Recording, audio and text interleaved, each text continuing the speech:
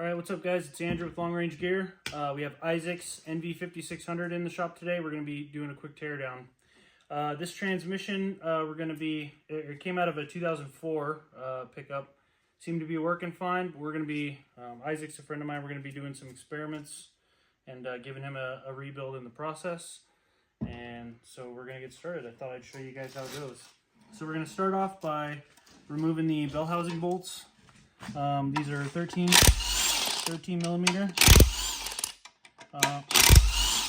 We're going to do the perimeter bolts. We're not going to remove the input retainer bolts, but we start here so that we could stand it up on end to do the rest of the teardown and not have to lay it back down to get to these ones. This thing's too heavy to be moving all around like that. Okay. Now take note, the input shaft's a little bit grooved here. It's kind of dry. So, you know, something to look out for when you're doing this. It does spin pretty freely. It seems to be okay. He didn't have any complaints when he took it out. So now we're gonna stand it up on end.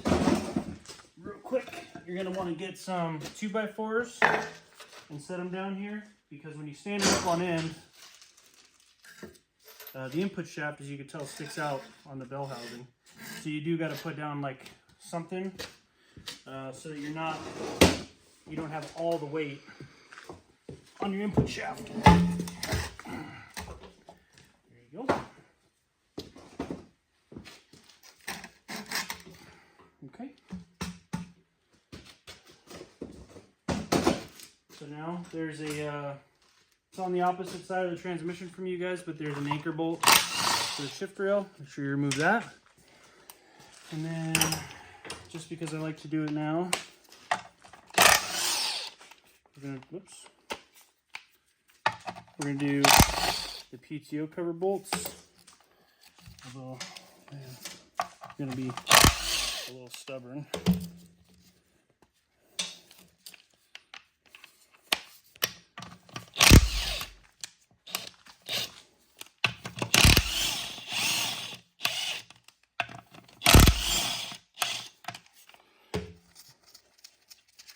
So these are typically only sealed with RTV. I like to put a gasket in there, just gasket and RTV, so combining them. We're going to go to the other side and do the same thing.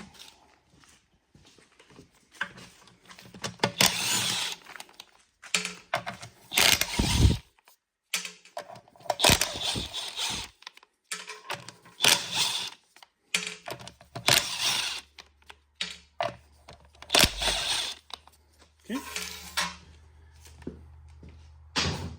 Now we're going to get a nice cheap little flathead. Pop these bad boys up.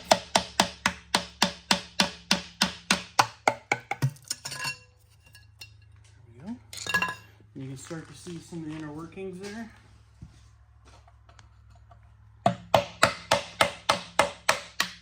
Aww. She died.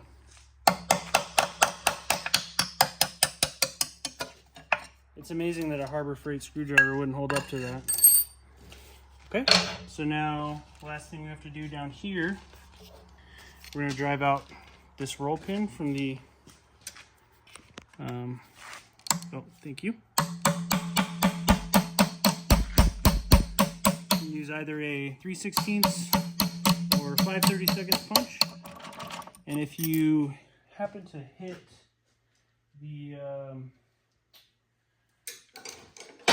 gear back there like I'm doing right now, what you can do is use a pry bar, bring it down. Oh, looks like we came loose. Well, basically what you could do if it stays attached, pry bar in there, pry down, it'll put it into gear, punch it out, and then you can, let's see if I can mimic it here. There we go. And so what you would end up doing is just prying down using the the punch kind of like a simulated roll pin, so you could still move the shift rail. You want to get it back to neutral before we go any farther. Okay, so now we're going to go to the tail housing, and that's a 15 millimeter on an extension. And I like to find a, sorry, my stupid detent here on this thing is always a pain. So what you want to do is use a nice thin walled socket for this. It's a 15 millimeter, because the casting can be, I'm going to come around to this side. The casting on the housing can get really close to these bolt heads, so you need like a good thin wall, usually a 12-point socket.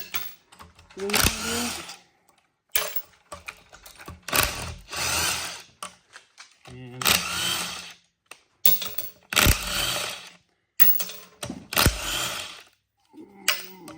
can't really see. Did I get them all? Yeah.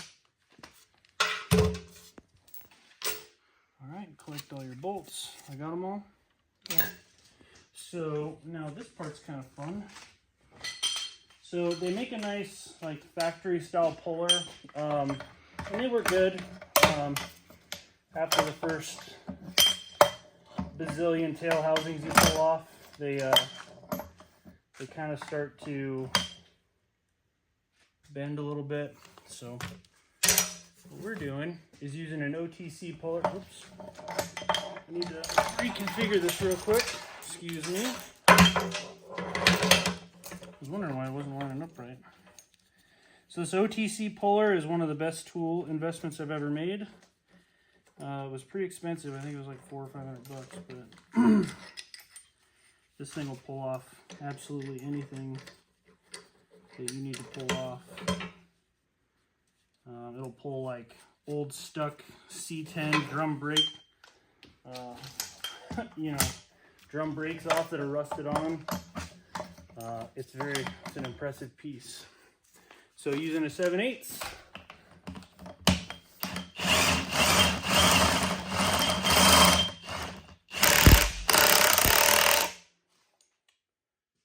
Sometimes I like to get kinked right here. This is where your idler shaft is, so just give it a little bit of help right there. Oops, I didn't take all my bolts off. Okay, now we're loose. Oh.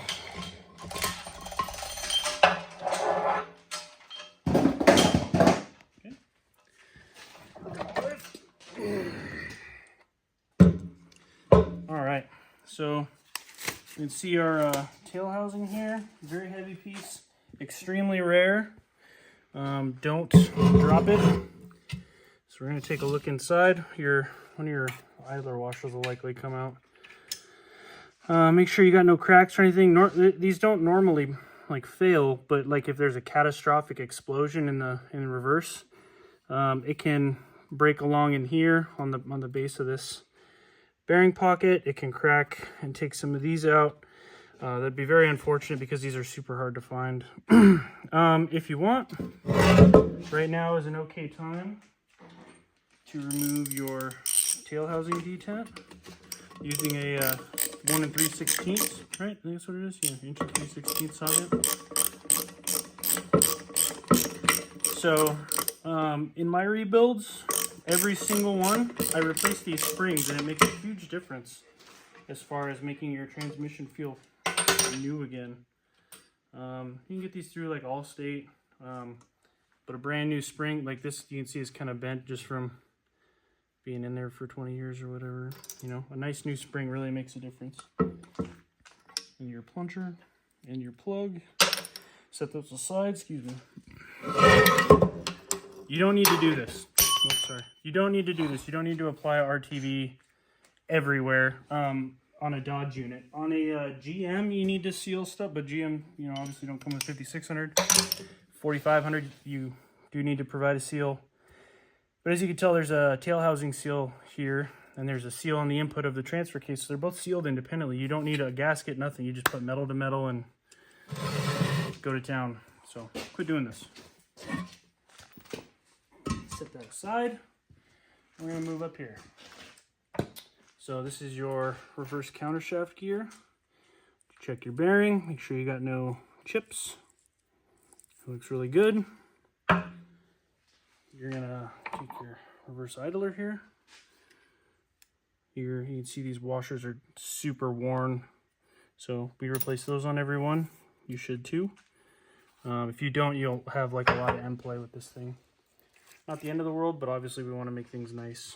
So we replace them with these nice new ones. And they have like a coating on them. So they're much thicker than these worn ones. So every one of our builds get these.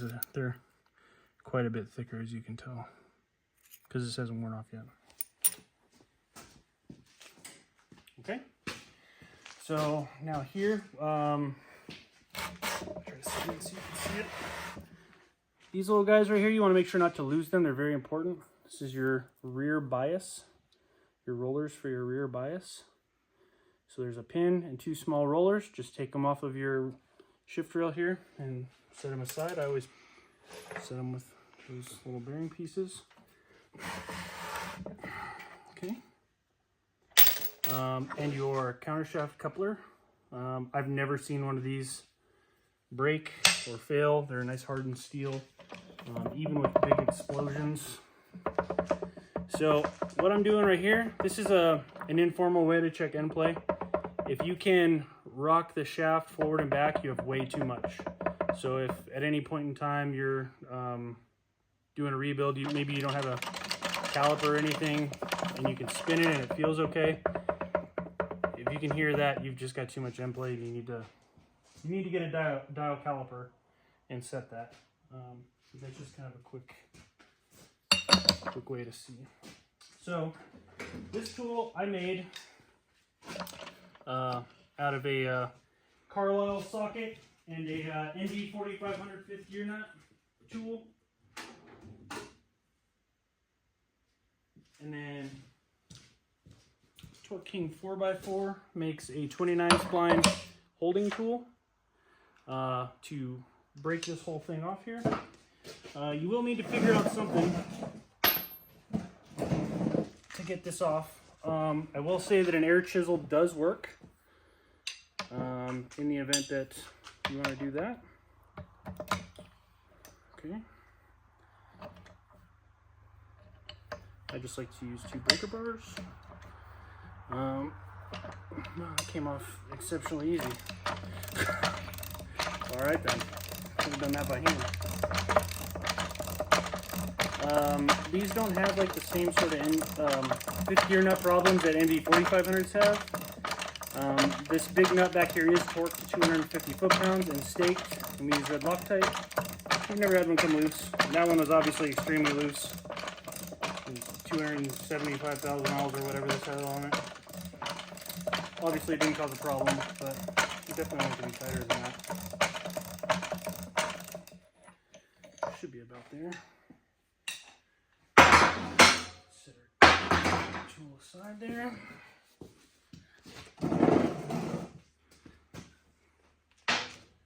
Okay, so you'll see on a lot of these builds, these main shaft nuts get reused. You're not supposed to do that. They're like 20 bucks. Just do the right thing and replace it. You shouldn't be chiseling that off. You shouldn't be chiseling it on. You shouldn't be doing any of that. You know, we keep a whole bunch on hand. They're cheap. Just get a nice one, Loctite it and stake it. Do it right. These things are just too expensive to half-ass.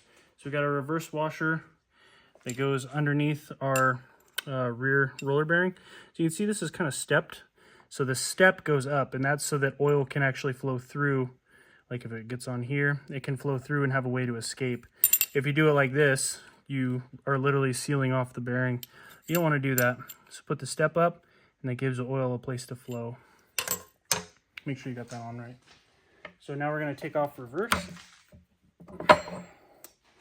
Now, I recently rebuilt the very first transmission that I haven't had to replace reverse on, if that made any sense. I've replaced reverse on every single transmission I've ever built professionally except for one. It's, as you can see, you want to come in here, I'll show you. These little teeth right here are supposed to be very sharp, and as you can see, reverse just gets beat up all the way around. Those little teeth just get hammered. That actually is this slider, or this slider right here. When it shifts into reverse, this whole thing comes up, just like that, and it makes contact. If it's not synchronizing properly, those things will just smash into each other. It's terrible. I always replace reverse to make sure it's nice and sharp. And then obviously your synchronizer assembly here. You want to take a lot of time and inspect this very carefully. Make sure that you don't have any gouges or scratches or pitting or anything like that. Sometimes the reverse synchronizer can get wiped all the way down to metal and really cause some damage in here. You really need to replace these. If anything else, if you were going to be conservative and just replace something just because, if you did all your blocker rings, that would really be very beneficial. I replace a lot of them. I'm really quick to throw them away just because it can really throw off your shifting if those aren't perfect. So nylon reverse race, or I mean a reverse bearing. So this guy right here can sometimes be a butt, but if you spin it and use the fork as kind of a pry point, eventually it'll pop off. So you want to check this guy. Make sure it's not screwed up. It typically isn't. That looks like a great race. So set it aside. Now the next step is removing your reverse fork here. And to do that, you're going to need another punch, 3/16 or 5/32. We're going to punch it inward.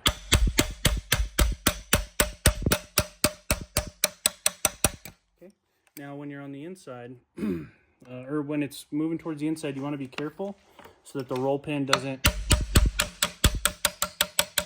just hit stuff. If you need to, you can lift up a little bit and drive it, and that way this roll pin misses the hub. Save these roll pins because they're like a weird size. We haven't found like a good replacement. The advertised replacements actually are the wrong size. They don't fit. So save those. You're going to reuse them.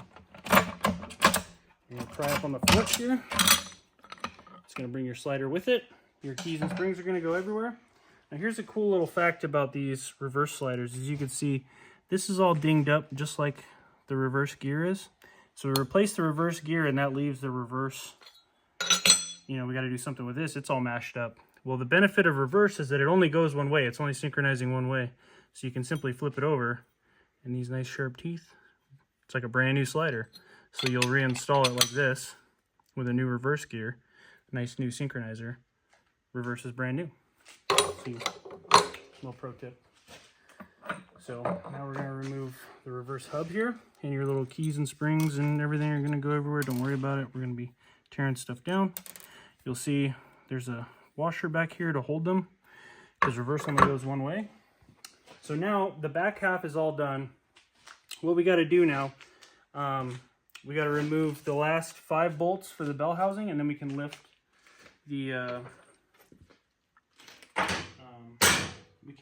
the case off of the bell housing. So this is why we removed the very first thing. We took all those bolts off the inside. If we hadn't done that, we'd have to lay the transmission down right now to do it, which, you know, not super fun. It's 360 pounds. So now we're gonna do these 5. That's the last remaining bolts for the case.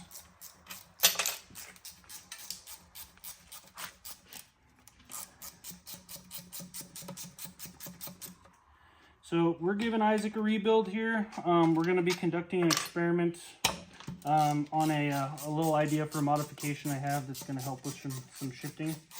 We already do plenty of modifications on our rebuilds, but you know, we're gonna give this one a whirl.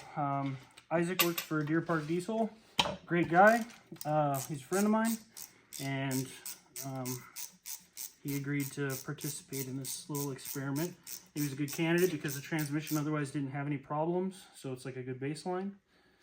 So I'm going to be taking some parts to the machinist tomorrow, and we're going to be removing some material in some places, adding material in other places, and we're going to try to get this thing to shift even better than our premium units already do.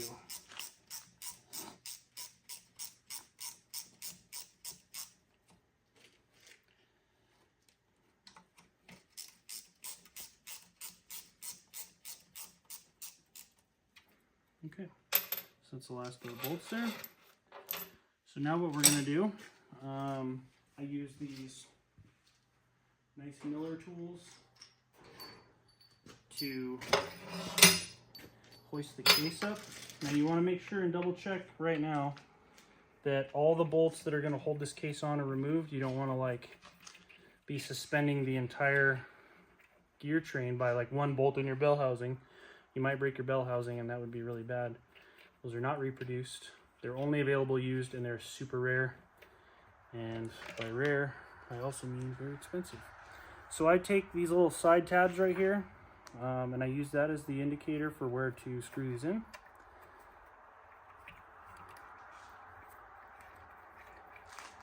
And like, you know, right here, there's a bolt hole right here. On this side, it's a little bit higher up. But if you screw them in right there, and you go to pull this up, this is actually very balanced. So what we're going to do here, I'm going to kind of roll the table slightly.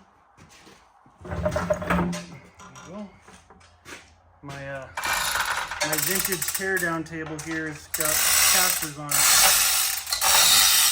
It is the best table ever. Okay, so now we're going to so we're suspended. Again, you want to keep your 2x4s underneath so that it doesn't just fall back down. So what I like to do is take a nice soft mallet and start tapping. Now, even if you drain this thing, you're going to get oil spilling out just like this. I got a trough here, so it's, you know, I don't care too much, but like if you're doing this at home, you want to make sure you take some precautions. One thing I did forget, Becky, I'm going to be removing this. This is the other case detent. You got to remove this before you take it off unless you want your detent to go flying. And I almost did that. Wouldn't be the first time. We try to avoid it. See, it's got another one of these springs. This is going to be a blue spring. And as you can see, this one's bent really bad. So that, again, that's another one we replace. It's the smaller of the two detents, and then the cap is the exact same. Okay, so now we keep going up.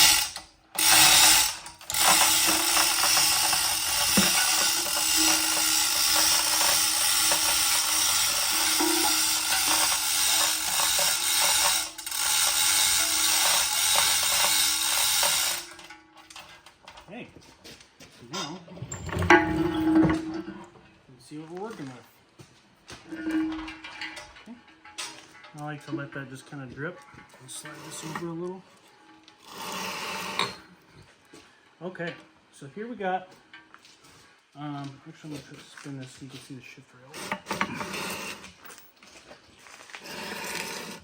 So here we have our NV5600. You can see very convoluted shift rail system. Surrounding and enveloping the main shaft and the counter shaft. So before we can actually hoist this up, we got to remove the 5.6 crossover cam. A 10mm, and throwing sockets everywhere. This is why I'm not supposed to wear flip-flops. Yeah. My wife agreed to help out, but she definitely wore her flip-flops.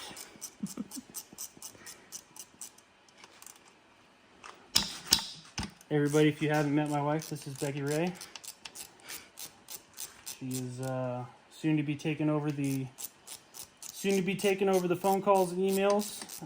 So if you call Long Range Gear, you might hear her beautiful voice answer. Or if it goes to voicemail. Or if it goes to voicemail, you'll hear her beautiful voice. Leave her a message, she'll call you back. I think I'm a pretty nice guy, but she's way nicer than I am, so congratulations to all the future customers. Okay, so we got that removed.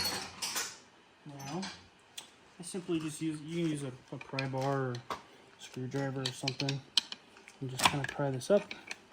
Stuff's gonna move, it's fine. Essentially, you just pick it up like this. And it's a two-part component there. They just go together like that. Very important that you don't lose this or damage it. These are not made anymore and they're getting very hard to find. Okay, so now I have this cool lifting fixture. A lot of guys at home aren't gonna have this, but this is, you need to kind of create something. You can throw some straps around the gears, that works. Is it ideal? No, but you know, it's fine.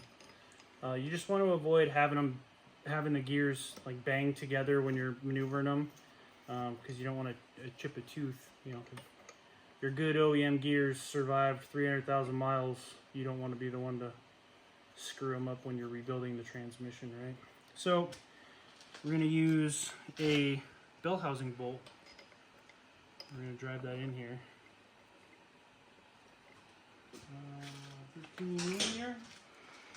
We're going to tighten this down and see this provides a nice centered balance point to lift the gears up and avoid clanking them together.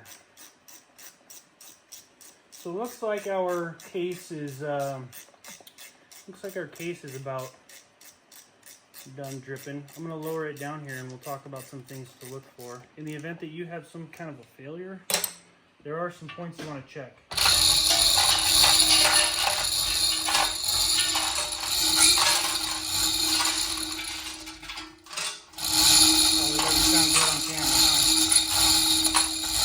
Doesn't sound good in person either.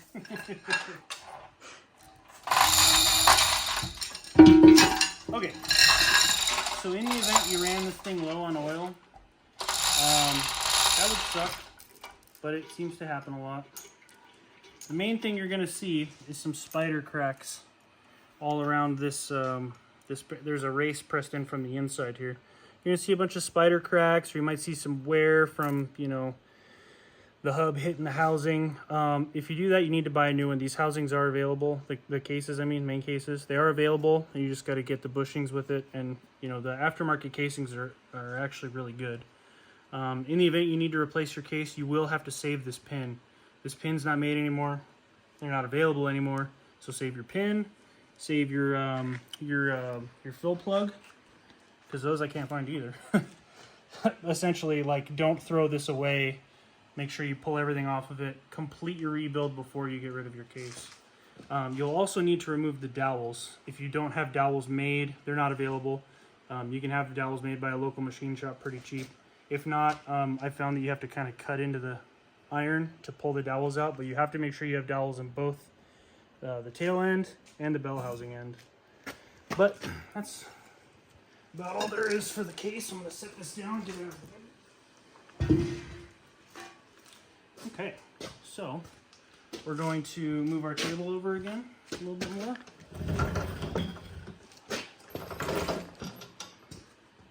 Okay, we're going to hook this bad boy up.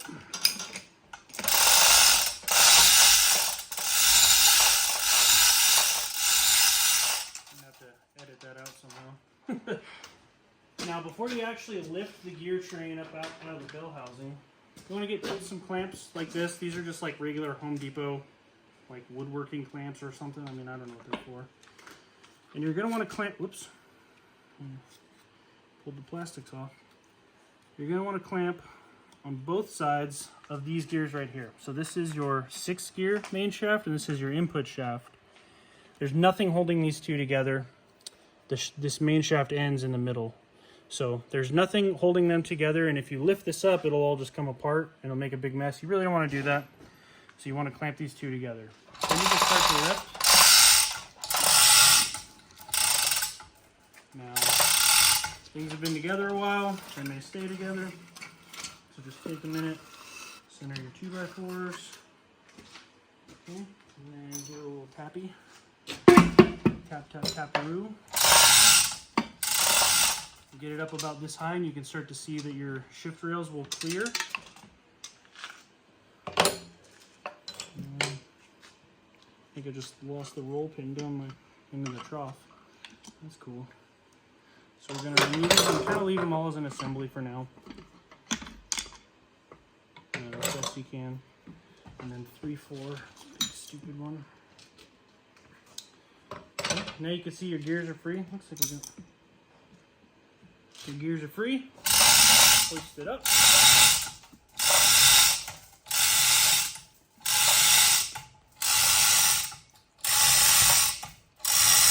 Okay, you can see there's a lot of oil still stuck in here, so I like to just simply set it to the side and let it drain. Okay. Okay. Now I have this awesome Miller tool, Miller 8246. This is like from the original factory toolkit. It's a stand specifically built to support both as an assembly. It's got like a little fake bearing ring and then a flat spot for the counter shaft, just like that. Tension off. Bada bing, bada boom. Okay, I'm going to move the table back a little bit now. Okay. Picking up sockets. Alright, so now we're down to the gear train here. Maybe take a moment, examine your bell housing. These are not made anymore, super rare, very expensive. I got a bunch on the shelf, but it would cost an arm and a leg to get one from me.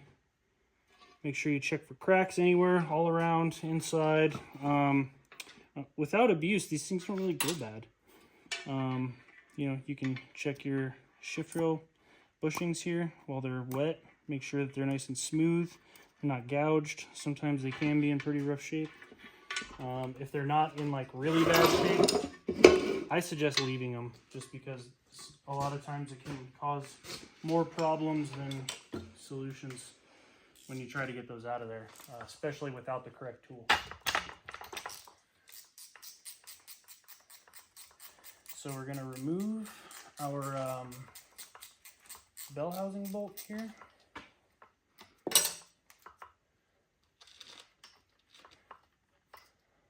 So now we can, now that these are freestanding, we can actually separate them. We're going to move over to the press and break all these down so you can see how that goes. And then we're going to get this sucker rebuilt with some freshly modified parts. So the factory bearings that come in these are actually Timken, USA made, like super high quality bearings. All of the rebuild kits are going to be Koyo Nachi NTN bearings that are all from Japan or other places. The Koyo Nachi NTN, even though they're from Japan, from overseas, they are a good quality bearing. Don't hesitate to use them. They last for a very long time. A lot of guys are weird about, like, you know, overseas bearings, but it's kind of the only thing that's really available. Torque King 4x4 does carry the Timken kits. They are expensive because Timken bearings are very expensive just by their nature, but they are worth the investment if you're willing to pay it. So we're going to check out some of these bearings. For this initial iteration of the rebuild, we are going to reuse these Timkens because we're going to have this out in about a month after he's able to run our modifications for a while, so we can check them out. So this is your countershaft assembly. We're going to set this aside for now. We're going to give me some room here. We're going to remove our clamps. We're going to dig into the main shaft first. So the first thing we're going to do, you'll notice there's a snap ring. So this is first gear, second gear, third gear, fourth gear, fifth gear, which is also the input, and sixth gear. So this right here is a fitted snap ring. So if you're looking for a variety of sizes for this, you can just get a first gear snap ring kit. They come in different thicknesses to make sure that you fill this gap completely. You shouldn't be able to spin this easily. It should be under tension. This is a great fitting snap ring. It takes a little bit of force to spin it. It's completely filling the gap so the bearing can't walk. It is a strong snap ring.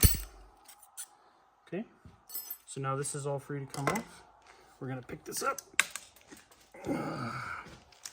Set it up on end.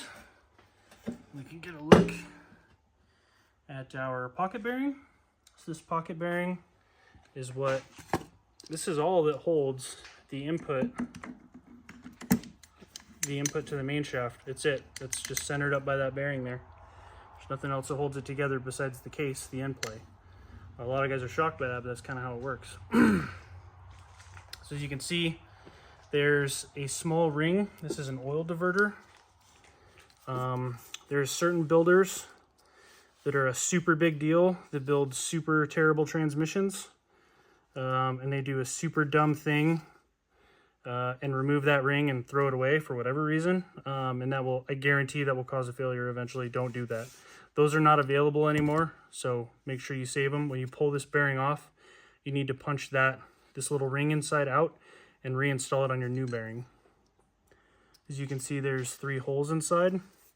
This little oil diverter channels oil into those holes and through to lubricate this pocket bearing.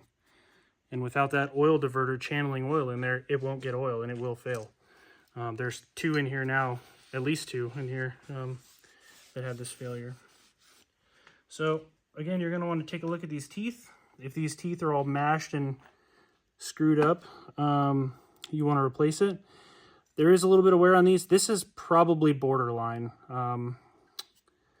I would, if this was my personal transmission, I would run it for this customer.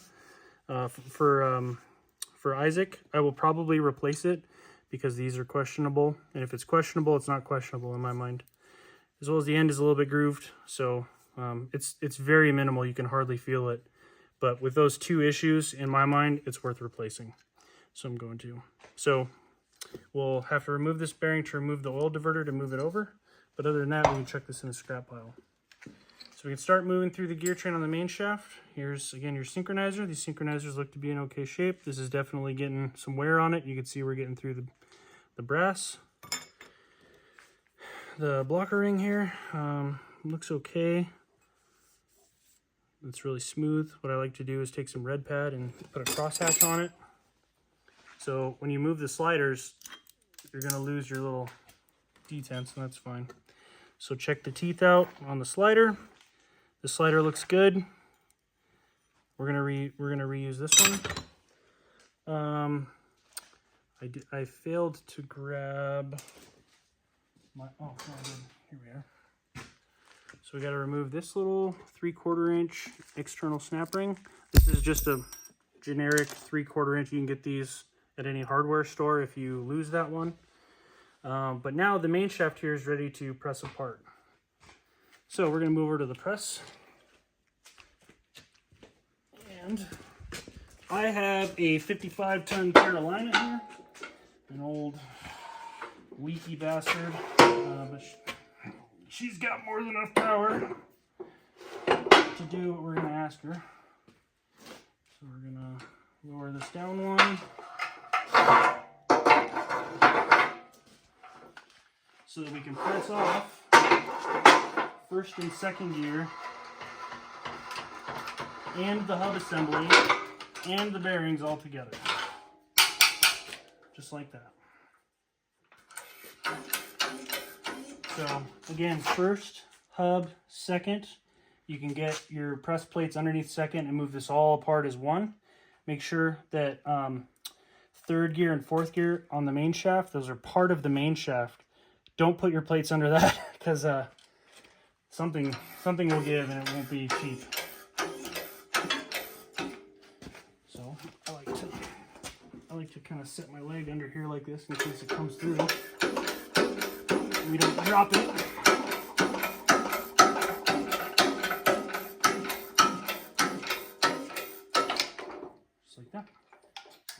bearing off. You'll notice big giant bearing and a big thick washer. This is your first gear washer. You'll need to save that.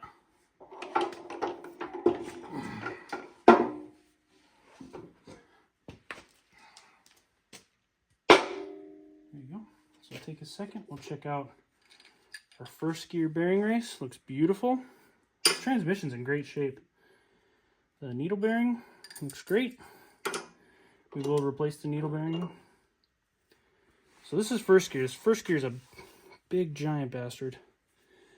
But first and second gear, because they have an inner synchronizer, the teeth normally survive really well. So this is a great gear. We'll reuse this.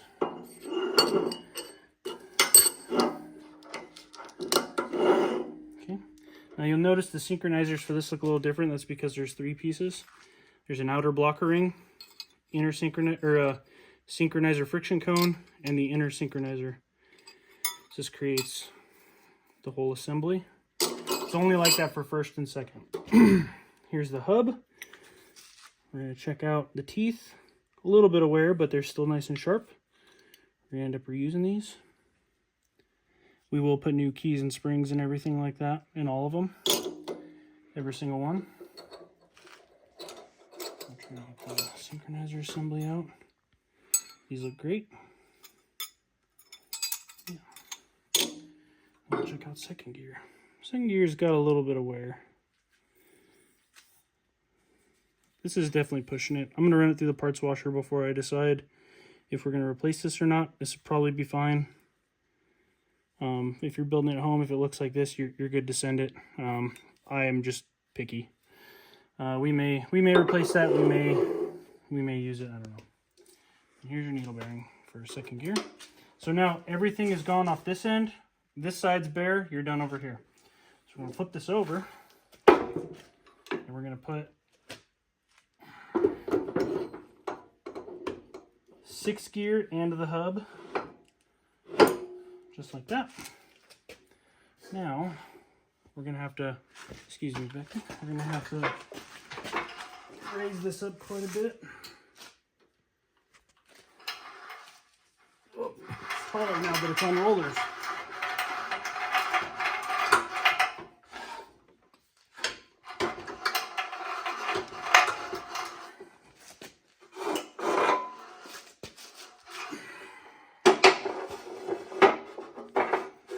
Almost too tall.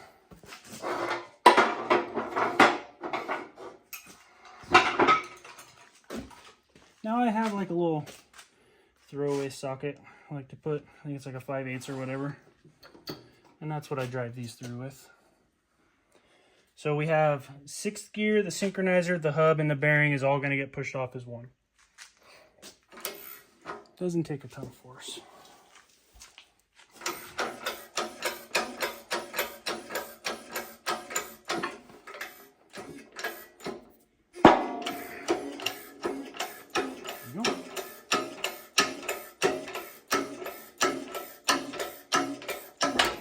Okay, and we're free. I'll grab the bearing in the socket so we don't make a mess. Now your main shaft is bare, aside from your little needle roller there. So we've got our 5/6 hub. Looks good. Make sure it's not grooved or anything like that. Synchronizers. Synchronizer's getting a little wear on it, but still in good shape. Obviously, we're going to replace all those. Outer blocker ring looks good. Now, 6th gear. 6th gear is the main failure point on these. So even though this gear is fully serviceable, we will not reuse this. There's just a pile of gears on the floor over there. There's piles of gears in the trash bin. We replace every 6th gear no matter what, just to avoid any fatiguing issues, and we will weld the engagement plate here. We'll do the same thing on the input shaft. We weld the engagement plate to just make sure it's strong, because those can break off. You're examining your main shaft. Obviously, these teeth are cast in, so you want to make sure you check them. There's no chips. If there's any chips, you do want to replace your main shaft. I don't recommend filing, just replace it. Like $300 or whatever. It's good insurance. You don't want to come back in and have to do this again. Okay. It's a little toasty in here. So now we have our counter shaft. We're ready to tear this guy down. So there's no snap ring on this end for this bearing, but there will be another fitted snap ring on this end. So before we can press anything off, got to remove this little guy. So again, this is a nice fitted snap ring. You want to make sure that it doesn't spin easily. There's a lot of resistance here. This is a great fitting snap ring.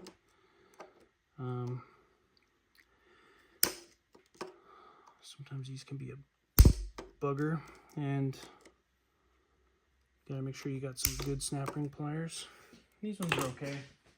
They're not as awesome as my snap-ons here, but even sometimes these snap-ons have a hard time grabbing.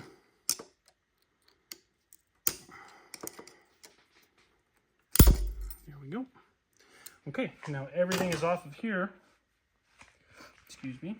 We're gonna go back over to the press. This is where it gets fun, because there's usually like a big kaboom when you break these ones loose. I'm gonna throw our garbage 6 gear away.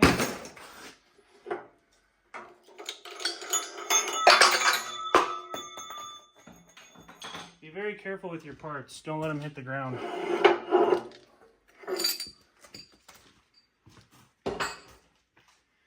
So the reason I like to clear everything off for these is because these are pressed on very, very, very, very, very tight. And sometimes they can be on there so tight that sometimes there's a big kaboom and they finally come loose. So I really like these swag plates for this, these swag arbor plates, because this is a lot of force. Sometimes if they're rebuilt, they'll come off fairly easy. But most of the time, it gets a little hairy. Okay, so my press here is a 2-speed. So I'm gonna move over to this side if you're ready. And we'll do high pressure. And we're starting to build quite a bit. It's gonna be a loud noise here, okay? Don't freak out.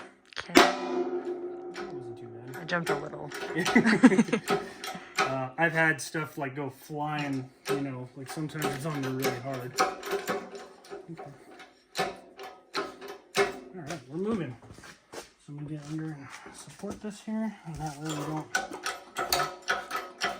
break his counter shaft.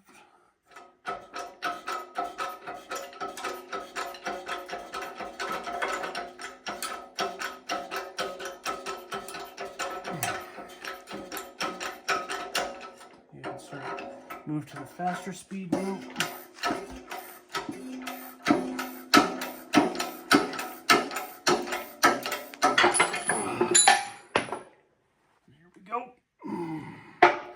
You can see those are some serious splines. I'll loosen this up now. Look at our bearing. Bearing's nice. So this is our 5th countershaft gear. These break a lot if you don't have an adequate press. They'll chip teeth when things start to flex. So make sure you don't have any chip teeth. This literally drives all your other gears, so you want to make sure this is in good shape. If at any point you're in doubt at all, replace them. It's just not worth the gamble. Okay, now we're going to press off 6th gear. Okay.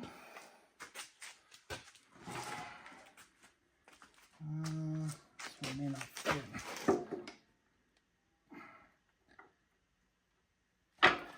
Old press. No, it's not.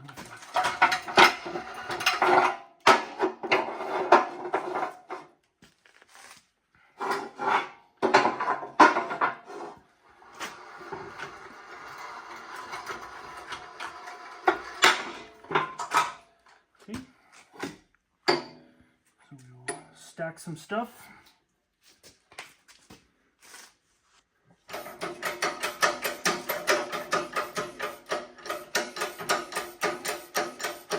A lot of guys really prefer an air over hydraulic ram for these. And they're cool, they're convenient, but I really appreciate having the feedback from a manual press.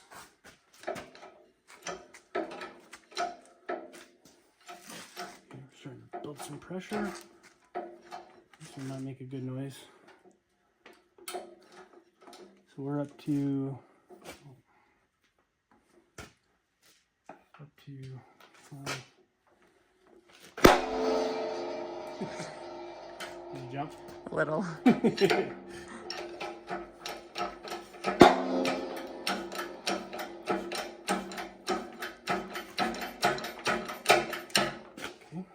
Hop in here. So you can see we're only under the 6 camshaft here. You want to make sure that 4th gear isn't getting hung up on your press plates or anything like that. Can happen, does happen. Not quite.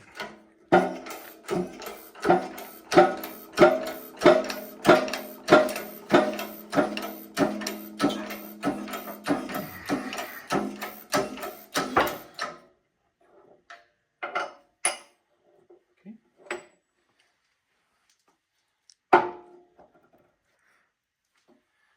Now you have 6 countershaft gear. When the little 6 gear explodes, it normally takes this out. But as long as it's not chipped, you're good to go. This one looks great. Okay, now last but not least, I'm too strong. Okay, now we're going to press 3rd and 4th, the whole assembly off as one. So your cluster shaft here, this is 1st, and this is 2nd. This is all cast into one with the shaft. So you want the press plates under this. You can tell because it's bearing mounted.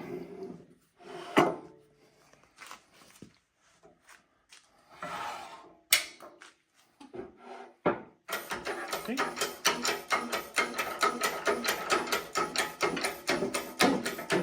And this comes out pretty easy, so you could probably do it with a soft mallet.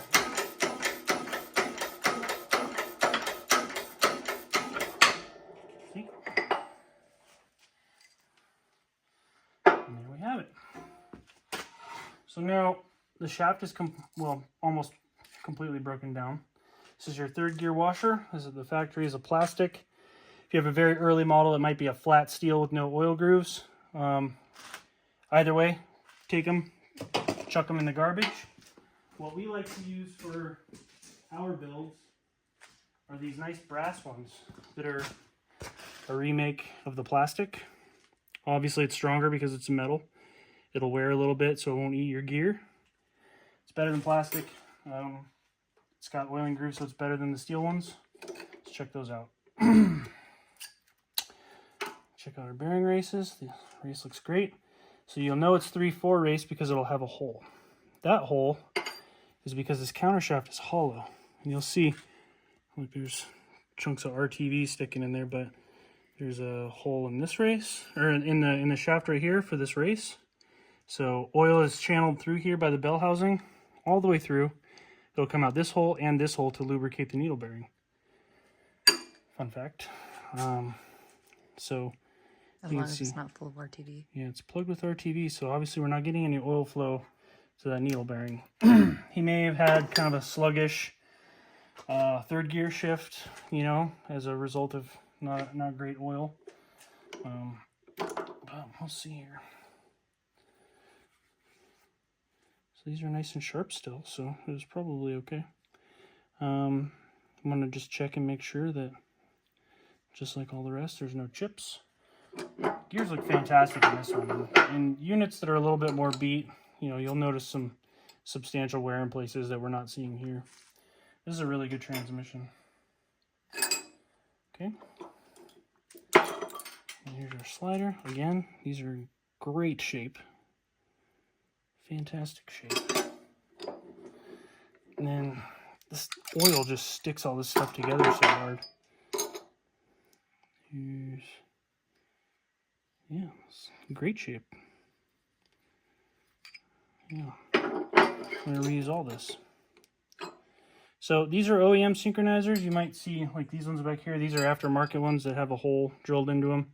It helps a little bit, doesn't help a ton. You know, if you're doing this at home, you could drill those holes if you want. It might help you shift just like small percentage faster or better, smoother, whatever you want to say. So you're going to want to inspect all these components really good. But that's it. I'm going to move back over here and grab a napkin. So what you're going to want to do when you go to, when you got this all broken down, go through and wash everything really good. Double check everything. You're going to want to replace all of your tapered bearings, which are available on a kit. Typically BK492WS has both bearings, synchronizers, and seals. But you'll need to get separately a needle bearing kit. You'll need to get your thrust washers, all that kind of stuff. So, you know, take note of everything that's worn and, you know, replace what you need. If you don't want to do it, we can do it for you. Long Range Gear, www.lrgdiesel.com. Long Range Gear on Instagram and Facebook. Check us out. Give us a call, 509-499-0760. Thanks, guys. Bye.